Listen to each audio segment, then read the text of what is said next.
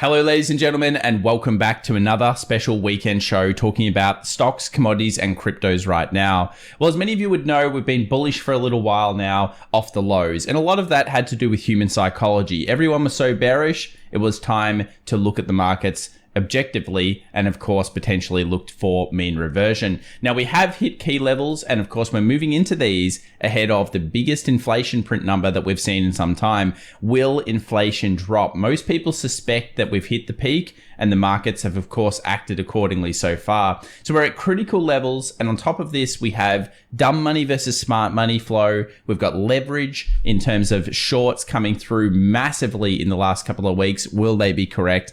And just so many other key data points. So let's have a look at it all right now, and believe me, you won't want to miss this episode. See you soon, guys.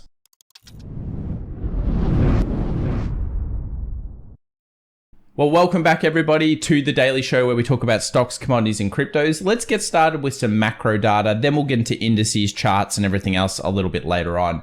So as we know, we've been in a technical bear market. That is a market that's gone down over 20% on the SP 500. This means that when we get these types of rallies, we can look back at history and averages to try to figure out what happens next. Now, as we know, the goalposts for recession have been changed several times, it seems like, by the administration in the US, but basically we open up the possibility of two major changes happening in the next couple of weeks. In many cases, if markets get past a certain key point that we'll be talking about later on today's video, they tend to go on to actually rallies and the bottom is in. In other cases, we often see a pullback where recessions do end up occurring and markets sometimes make new lows and in general at least come back to retest the lows, what many of you in the comments section have hoped for. So this is an interesting chart and just shows how critical this time is, and we can see it when we look at the resistances across the board. At the same time that this is happening, we're getting divergence between the money flow. We're seeing asset managers start to buy back into the markets, similar to what they have during previous rallies this year. And we're seeing shorters, that is leveraged players, trying to short this market out of control over the last couple of weeks. Now, will the shorters be correct? Well, in 2020, they were very wrong and they all got it handed to them. So you can't say, oh, that's absolutely the data point I want to use. But it's interesting to see that so many shorters are piling into this market every single time it goes up. And they're the big kind of players out there. These are the big traders, not the small ones. So why do we know, or why can we suspect that certain markets possibly have put in lows? Well, the statistics are starting to look better for it, specifically the Nasdaq, and we haven't really shied away from this opinion. The Nasdaq often bottoms before the SP 500. Now, this could so not be the bottom, don't get me wrong. It's just statistics after all. But if we know where the peak, let's say, interest rate is expected to be, which as we know is around February into April of 2023 at this stage at the time of recording, then have we bottomed and have we seen the lowest point for the S&P 500? Well, stats would say that it's around 50% of the time this is equaled the bottom of the market. Is a coin flip good enough? Not probably, but certainly worthwhile paying attention to. What about smart money versus dumb money? Can we get some similarities there? Well, in our previous video, we discussed the idea that dumb money was piling in. Now, we've seen dumb money pile in back in April and March. We've seen dumb money pile in obviously during some other peaks, and you can see it here with this chart. And again, it's kind of diverging. So what's happening is the smart money has slowed and the dumb money is increasing. That is us, usually the retail traders. We're at a critical point and everybody is turning bullish. Now, usually that means a turnaround is just around the corner, yeah? And that is an interesting fact because once we start looking at the technical charts later on, you'll see why we're at critical zones that need to be paid attention to. So let's take a look at inflation and what is expected out of the new number. Of course, Morgan Stanley's forecast here is that energy has dropped. I think we can all see that in the charts. Demand destruction at full force, and that we're still going to see inflation out of other areas such as food, core services, core goods, etc. So basically the inflation number is probably going to be less, but at the same time possibly be outweighed by the drop in energy. Will Wall Street already know this? I suspect they already have the boffins working overtime out the back. getting all of these data points ready, and they usually know before the market just kind of reacts to it the way it was always going to. Target rate probabilities for the September Fed meeting. Of course, they've changed after the jobs numbers. For anyone that's not aware, the US had a massive jobs number, totally different from what people expected. And this basically means that the Federal Reserve is expected to have to rate hike more and faster to try to slow the economy, to obviously try to slow the inflation coming out of the US. This is pretty much one of those kind of counter times in the market. Good news is bad news is good news. You know what I'm saying? Basically, we need to get on top of inflation, and the only way the Fed can do that is by ruining demand, and of course that means raising rates at a faster rate. You'll notice here that a week before they weren't thinking that we would get that 300 to 325. Now all of a sudden, after the number, 69% of economists believe we're going to have that higher rate quicker than expected. And this is just, again, one of those things that makes you think, well, wait a second, have we got some similarities here with March, April bull rally in terms of interest rates rising while the stock market's rising? Yeah, we'll look at that. So there is some real similarities there. Here's some surveys of retail traders, and we notice that they're getting less and less bearish by the day. This is good news if you are feeling a little bit bearish. Usually you want to go against the general herd mentality if the charts allow so. So far we've been bullish. The reason why? The charts have been bullish, and they still are, and we'll look at those later. And we can't make a decision until we see the turn. But at this point in time, 38.9% bearish, 30.6% neutral, and 30.6% bullish. It's starting to get much closer to the normal sentiment that retail traders have. Midterm elections cannot be forgotten. Expect volatility, August, September, October. I don't know why no one's talking about it. I'm going to keep bringing it up because guess what? It's a massive stat, and it's a huge part of the seasonality that goes into midterm election years. That's the whole reason they're usually weak. It's midterm elections. It's got nothing to do with anything else. That's just the statistic that usually is there. It's not usually an inflation year, is it? Let's have a look at the Friday sessions here. So we saw IWM moving up, the Russell 2000, small caps doing well again. There was a bit of a drop coming through the start of the session. Obviously, we fell before the session and recovered. We dropped again, we recovered. And that was pretty much it. There wasn't really too much information coming out. The Nasdaq had the weakest showing for the day, so growth sold off a bit, mostly because interest rates peaked, or they started to actually jump up significantly. I think the 2-year was up 9% by the end of the day. If we go to the whole week overall, we have here what we would see as basically growth stocks, biotech, clean energy, semiconductors, technology. If you're ever looking at buying out of a recession or buying out of a technical drop, generally the most hit sectors are usually consumer discretionary, semiconductors, and growth in general. If that's the one that you're going to look at, then usually it comes back the fastest as well. Remember, this is all a game of rotation. The first ones generally are the growth, the high beta, that kind of stuff. Then we move into the more defensive after we've noticed that, yes, the bottom is in. That's why the Nasdaq tends to bottom before anything else. Q2 beats data. Frankly, it's pretty bad. 65% by this stage is actually lower than expected. And this is on low expectations overall. Beats 1,466, misses 785. And the Q2 earnings data is overall subpar. Let's go with that. Most anticipated earnings for the week ahead. Well, we've got our favorite here. We've got Coinbase. I only follow Coin because I remember the IPO and everybody loving it so much, and of course where it turned up. But in all seriousness, Palantir is coming out before Monday. We've got Disney as well. That'll be an interesting one to see how they've turned it around, if they have. And it's just slowing in news. There isn't as much here of the big companies. If you're playing these types of things, obviously just looking at the general trends so far in the industry, and you're seeing whether the charts have allocated to that. Expect volatility on quite a few of these stocks, and the implied volatility should be there. So before we get any further into the charts and into the key levels that we need to be looking at, let's take a quick moment here to thank the sponsor of today's video, which is Tiger Brokers, and have a look specifically at some of the great special offers that they're offering members of the FX Evolution community. If you're interested in finding out more about any of these, you can just go down to the description links in the video down below, and you'll notice depending on which country you come from, there are different offers. If you're from Australia, of course, it's super simple just to open up an account as it is anywhere else in the world, and you can come over to this page and click the claim now. So I think we can all agree one of the most frustrating things about setting up a new brokerage account can sometimes be the time consumption in filling in the paperwork. Well, good news, Tiger Brokers make it very simple. There's only 4 pages that you need to go through to get your application done. And as you can see here, the basic information, once you fill it out, you just press continue. If you're having problems, click the contact us button and straight away you'll notice it comes up with an online chat where you can chat to one of the agents about any problems that you might be having. That is super handy. So once you've filled in the basic information, there's actually not that many more steps to do. You'll need to put in your residential address. You'll need to put in some information about the industry that you currently work in, obviously details about your job and tax file number, depending on where you are in the world.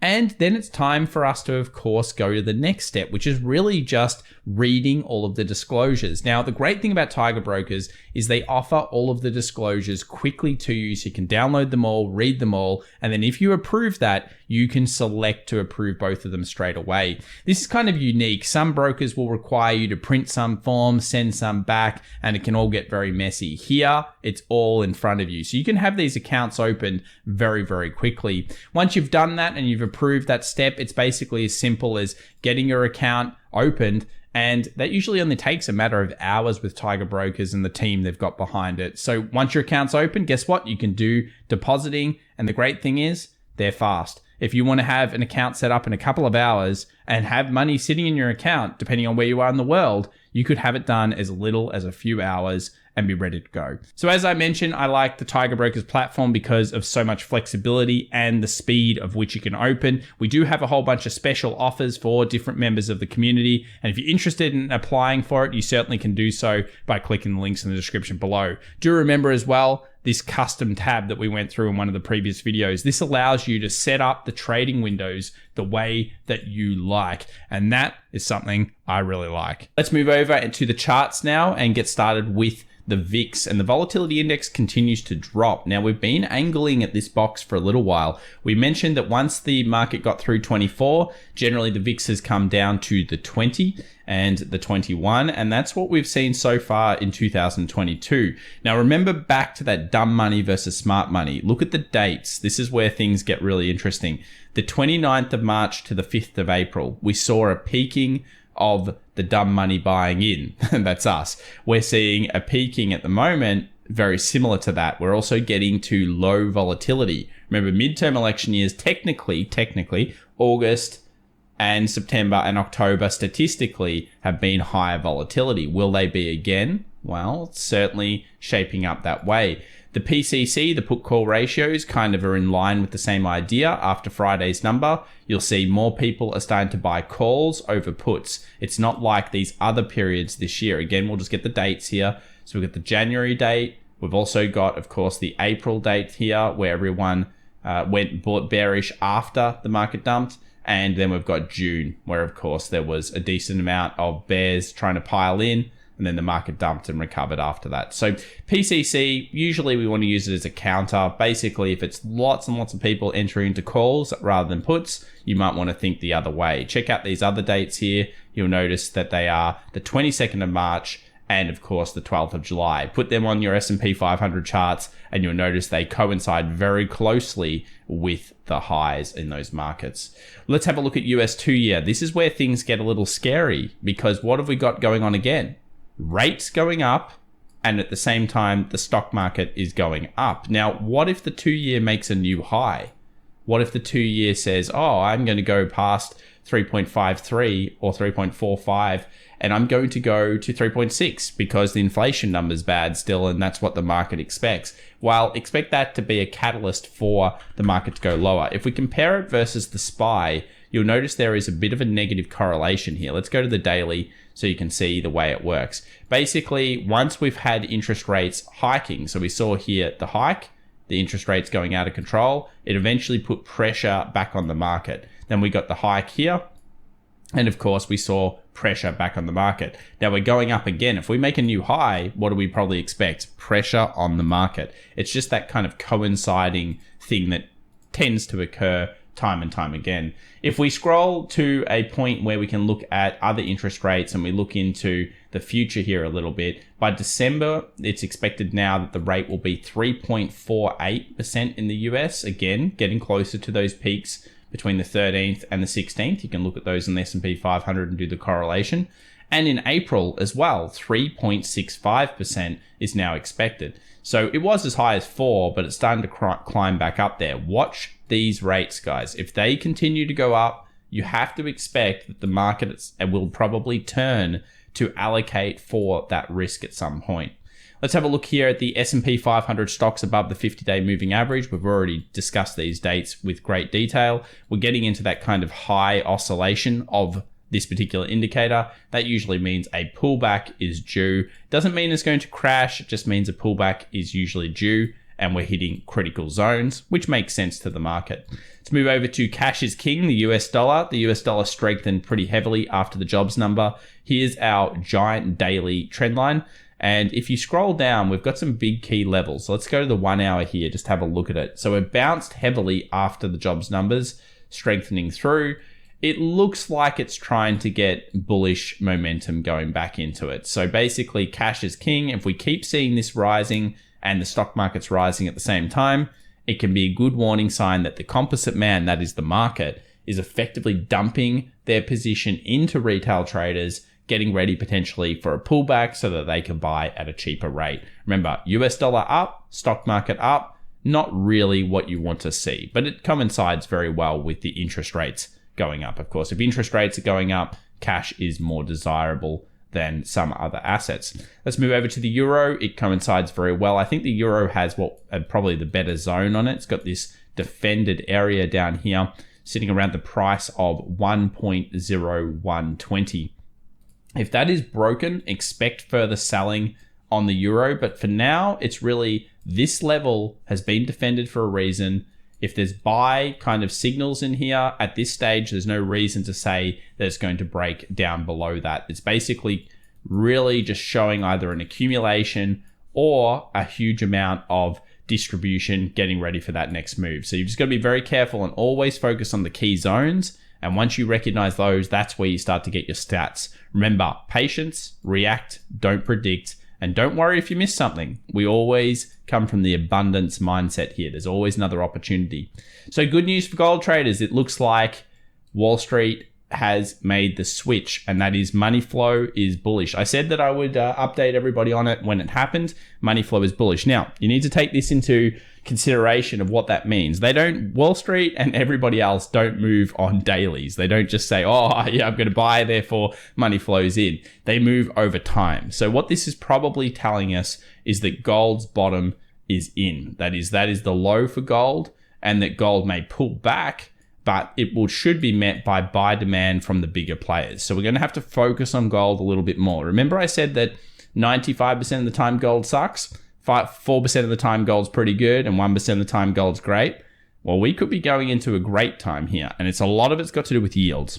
So if you're ever interested in more of those types of things, I'd always suggest doing my mentoring or group mentoring, because I really go into it in great detail. Links in the description down below. But basically, these are very key levels moving forward. We've got the first defended area sitting around here, which is about 1754 for the week ahead. Then we have 1715. And I secretly would like to see the US dollar strengthen, gold to weaken into this area, and then show us a base in here to move forward later on. That could be a very cool plan. We'll find out whether it happens. Of course, this is my opinion, and you should trade your own systems accordingly, not my opinion. Let's move over to US oil, and we'll move over here to $88 a barrel. It's dropped through. I've been pretty weak on oil for a while. This is the main reason most people think inflation has peaked. You look at commodities, you look at oil, destruction is fully in place. It doesn't mean that the stock market can't make a new low. We've seen oil get destructed before and the stock market still keep going down. But it's like in nowhere land. I mean, if you'd shorted it already, congrats. If you're looking for the next key zone, I'd have to say somewhere around this kind of $84 a barrel makes sense. Obviously, I have a longer term plan that I believe oil could be in the $65 a barrel next year, just because there could be even more destruction on the way. But yeah, look, it's weak. It keeps rejecting on the way up. It obviously rejected off that previous low. So yeah, it's doing that for this week. We'll come back into it as we get more information. Tesla sold off from the resistance zone. Of course, we still really maintain the same concept. If it does bounce and it breaks through here, most likely next step is to go to the trend line over this area. Really, I guess you would say that, look, Tesla is showing some weakness. It's fallen off fairly substantially, considering it actually left the gap there. And the rest of the market recovered pretty well. Tesla was down 6.63% on the day.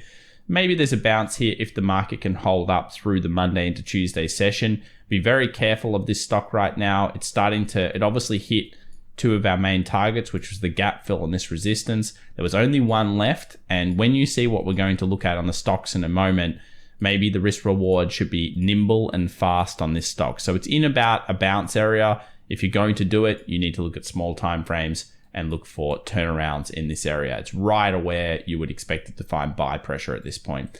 Let's move over to Apple. Apple hit, of course, that resistance. It's still hovering in the same zone. Key level, next level for Apple, should it break through properly, would be 171. Again, is the risk reward worth it? Be nimble and fast in this markets, guys. We've got a lot of gaps left behind. And when we look at the stock market in a moment, you'll see how many gaps we really have. For all of our Australian audience, the XJO, the ASX 200, continues to just be in the problematic zone. Basically, it hasn't really broken out and convinced us it can go super long, nor has it weakened just yet. So watch probably this low here that's formed around 69.15, 6900. If a new low forms off that, you would expect market rallies to be met by sell demand. And that, again, will be in line with the US stocks. Go over to the DAX. This is the German market, German 40, for anyone that doesn't know what it is. Yeah, it cleared the gap. I was pretty happy with that. It showed weakness. Look at this DAX candle here. Daily rejection, then into a little bit of a sell. So I'm not too sure my opinion on the DAX at the moment. I would say probably neutral for me, maybe because we've got kind of bullish signals being the pattern itself. We've finished the gap, which was the only short term that I wanted. And then you've got this shooting star. So I'd say neutral on this to maybe down at this stage. IWM, right in the zone. Again, this is the critical area for the US stock markets. They've reached and come back to zones where they've previously sold off. It's really the time for these markets to make their decisions. And I think they're waiting for the inflation number to figure out what's going to go on. Do not ignore the inflation number. I believe it's Wednesday in the US. We'll look at that later on the calendar today. It's going to be important. Same thing here for the Nasdaq. We're at the critical previous support becomes resistance area, 50% fib. And on top of that, the trend line that's been holding all of this year. That we've given two real cases. The first case has been 61.8 fib, potentially a bust, and then a fake rally move that then sells off. And of course, we've got the current level, which is just super critical. So both of these zones were always in our case scenarios that we've had now for a month and a bit, where we expected the market to go before finding weakness. If we do have weakness, well, we'll be updating you daily. So don't worry, we'll look at the key levels together should that happen. SP 500, this is where things get really interesting. I'm actually going to go over to the SPY here. Actually, we'll use this chart. We'll go to the SPY here. And one of the stats that I'm seeing floating around here at the moment goes back to the 1950s. Is supposedly when markets have gone into bear market territory, that is, they've fallen off over 20%, the market has never recovered past 50%. So that is the 50% number here without the low being in. So that basically is telling us, and this is where things get really crazy, that's telling us that if the market goes past this level here, that the low is in and pullbacks, technically based on history, should be met by buy demand. Now, I had a look over this and I haven't fully proven it. So, you can go back and have a look if you'd like to. It's got to do with technical bear markets. But if you go back through the history here, it's interesting to see the markets and where they are. So here is the tech bust. And you can see from the high to the low, the 50% fib. I just thought this was funny when I looked at it. Look at this. Oh, I am talking to the pip, basically just underneath. It didn't do it. So of course, that was the one I was looking at the most because I wanted to see whether the recovery here, which was significant back in 2001, what was going past the 50 fib. Guess what? It didn't do it. So yeah, look, it's a big stat, and if it holds true, it could give you a little bit more of a significance behind where we are right now. Remember, guys, we have a whole bunch of different levels coinciding with each other. Here on the S&P 500, I thought I'd bring them up. So we've got the 50% fib of the whole move. That sits at 42.31. We've got the gap that's left behind in the market from the previous fall-offs. That sits at 42.75-ish. So that's going to be a very key level. And then we have a 61.8 fib that we should coincide. Now, fib overlays are something that I believe should be considered in your TA. Fibonacci is certainly used. Remember, it was used by all those Egyptians back in the day, and they knew what was up. So we're going to use it here on the stock charts as well. 61.8 fib, 50 fib, big kind of nice level that flows through both of these. And that all kind of coincides with key zones. Then, of course, we have that downward trend as well. Now, technically, based on the data we just found out, if it goes past 50, that would mean the pullback could be more shallow. And we might expect something more like that. If it goes before the 50, it drops off. Well, statistically, anything is happening. But I will say this, as the breadth options, which we will be looking at, we're going to do some market breadth later on this week. As we start to look at the breadth of the Nasdaq, I can tell you that the stats behind the Nasdaq low being in are improving each and every week. And this is the first time we've seen it in 2022. So we will have to look at that later on, and stay tuned and make sure you subscribe for that, because we'll be paying a lot of attention to it. Let's have a look at the smaller timeframes now for the S&P 500. Has it turned into a bear market yet? Well, the very small timeframe trend actually has changed to the downside. Okay, very small timeframe trend. We're talking 15 minutes, 5 minutes, that kind of thing. The bigger ones remain bullish. And until we get through our defended area of 40.80, 40.90, until we actually breach that, we do not know that the market is even turning bearish under any circumstances. In fact, we have no idea that the market is turning bearish at this stage. It just continues to make higher highs and higher lows on the higher timeframes. So could we still get those high numbers, the 4,200 plus? It would make sense. A lot of people thought after Friday that the market was going to go down. It did initially. It rallied. It went down again and it rallied. We're still looking towards getting into that kind of 42, 42.30 area. That 50 fib could be interesting zone. And then maybe turning around from that point. But just remember 40.80, 40.90, and then we have lower points. Should we get there, we'll talk to you guys about that. But this is the expectation. Should it break through, pull back into sell. So you won't have to necessarily sell the close, or you could scale in. It basically would be more like that kind of thing, pulling back to those highs, pulling back to some zone in here. We'll use a volume profile at that stage. We'll bring it all together. But yeah, critical level is 40.80, 40.90. And of course, at this stage, it's still bullish on the smaller time frames. Don't feel the fear until we actually see any of those numbers come through. If you haven't already, come and follow us over on Twitter at FX Evolution. And of course, check us out on Discord. We've got a private Discord community, free 7-day trial, and the link down below, and everything else to do with our public community as well, which has over 10,000 members in it. Options this week is looking interesting. We've seen finally some buyers coming back in. Check out the options. First time in a while, we've actually seen calls outpacing puts. This is the Friday, and you'll notice that it's sitting on about 415 for the most amount of calls open. So that could be an interesting point come Friday. Maybe we want to be underneath that price should that hold up. Bitcoin over here, if we move over to Bitcoin, you'll notice that Bitcoin is stuck within a few ranges here. It's not really showing us anything between strength. We've just got a lot of buyers coming through between that kind of 22,700 zone, and the high here is 23,600. So if we can get a close above 23,600, buyers may come back in to show commitment to Bitcoin. I think it's just super choppy here and not necessarily that worthwhile. Let's move over to the economic data. As we mentioned, Wednesday is the key one here. Core CPI number. Ooh, that's going to be big. 1 hour before the market opens, 8:30 a.m. core CPI. Then we have PPI on Thursday.